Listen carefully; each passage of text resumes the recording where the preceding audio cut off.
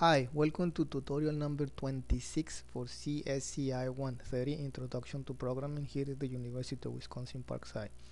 In this tutorial we are uh, we will implement the application that is described in chapter 10, and that's the one that you are supposed to post for this session. And this is the description. So this is for a teacher that wants to get the average of the grades given in assuming that the class has 10 students, and he needs to input in a form that looks like this the grades. So he's gonna put the grades over here. So then in this form that is titled class average, he's gonna enter a grade. He's gonna click add grade. The grade is gonna be displayed in the grade list. So he's gonna be doing that until he has all 10 students. So he has 10 students. When he's done, this button should be disabled, and then when he clicks average, should be the average of those scores. That's what we expect. So this, it says after adding, the cursor appears and then enters the grade. So that's what we want. Now something that we're gonna practice is about focus of the app, so that we want to go back to the user, to the text box. So we're gonna check on that soon. So now it says that we're gonna enter the other 10 grades. We keep doing this, but it says once we're done, there is no point for the add grade button to still be there. So we're gonna practice something about disable in a button like here. So you see this is disabled. That means there is no way that somebody else can click. I mean, if I'm done, if I want to enter another grade, say, hey, you're done, you already entered 10 grades. So that's what this is disabled. Then it's gonna click on the average button and should calculate the average for the quizzes. And once this is done, I think the button add grade should be enabled again. And again, we're gonna be practicing transferring the focus of one button to another. And on figure 10.12, this is what they're telling us. For example, text box clear and text box dot focus will be the focus. I mean, that's where the cursor is gonna be in that moment. And how's that we're gonna be doing the disable buttons? Should be an option in the buttons that says enable. If we set that to false, then the button will be disabled, and that's what we're gonna be practicing too. And I think they got that over here on line 19. They're talking about a button that property enable equals false, and then the button focus average on there. Okay, so we're gonna base our application on the code that they have on figure 10.16, and let's work on that.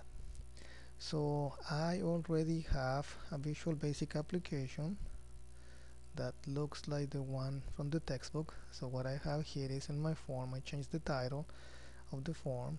So it says class average. I have a list box. I have another label over here. It's another label, text box, a button, a label, another label. So for this label, like we have been doing before, I changed the auto size to false and the border style to fixed single, and this is another button. So I think we're done. So let's go and start working with the add grade button and the average. So in this application we're going to program two buttons. Okay, so let's go and look into the example. So they have the class the button, the add button here on figure 10.17, and let's see, on line 6 to line 10 they say if the label for the average is empty, is different from empty, then we should clear that, because we are gonna be entering the grades, and then also that means we're coming from a previous application that that use it. That somebody else used this, and that's why we got some type of data in the label. So we need to clear that, and then it's very likely that there are some grades in the list box. so that also needs to be clear. So let's implement lines 7 to 10 now. So we're gonna say that the label, the result, we didn't name it last, so we need to find the number, is not empty. So let's go here. So this is the result, and that's the one that we call label 4, or that's the one that is on mine. So I'm gonna click on the add button, and then we're gonna say if label for that text is different from the string dot empty, then we are going to clear the list box like they have it on 9 and the label itself. Okay, so let's do this. So label for that text equals empty string. So remember, empty string can be done by just the quotes, and the list box, I only got one list box, so list box 1 dot items clear, I guess. Yes, items dot clear. Okay, so we're done with that, so this is a good thing. Okay, now we want to keep adding grades until we got all 10 grades, right? So we're gonna need some type of a counter. So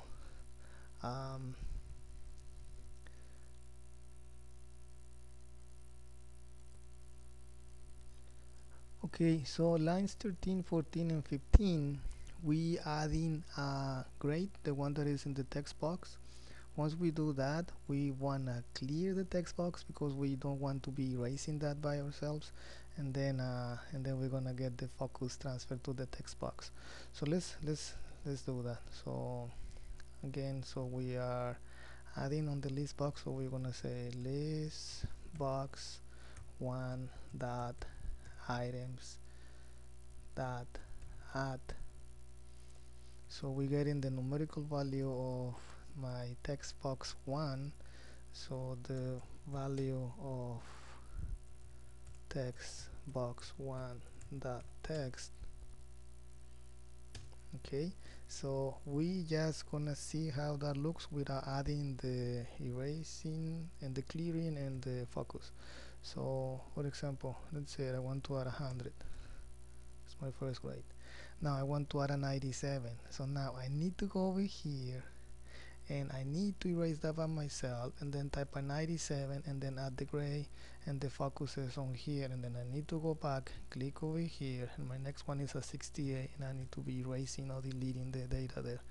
So that's the point of saying, okay, done with this, then I need to say text box 1 dot text dot clear. Is that what they doing?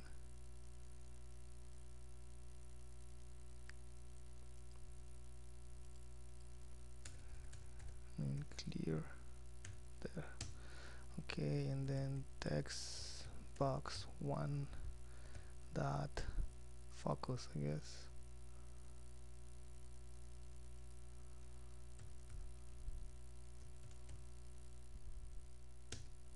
Okay, so let's see the difference. So now, like in my previous example, I add a 100, then I add it, and look at how convenient. Now it's gone and my cursor is there. I don't even need to click again. So I can put the 97, click on this, and it's back over there, 56, then I just click on there. So that's the point. No, so now what I want is, I don't need to be counting. I know I need to be done when this is 10, so I need some type of condition that says, hey, stop when it's 10. So here it says on line 18, grades, the list box items count equals to 10, then disable the button. I don't want you to add any more, and let's focus now on the average button. Okay, so let's go over here, and then it says if list box 1 dot items dot count equals 10, then let's see, we got the same thing. So the count equals 10, then disable. So to disable is the bottom one, enable equals false. So we say button 1 dot enable equals false, and button 2 dot focus. Okay, so let's just give a quick practice of this. I mean, we're done with this button. Just gonna check F5. So this is what we have. So I'm gonna have here 15, 100, 67, 67, 58, another 100, 98, 78, 45, 56, 18. Oh, that's it. Look at how this is disabled. So why we got 1, 2, 3, 4, 5, 6, 7, 8, 9, 10. Very convenient. And the focus should be on that button, which is my button 2. Okay, so I'm gonna continue on the next tutorial. So this is my button 2. Finishing with the next program and the next button, because we already got more than 10 minutes on this. Okay, so we continue on the next one.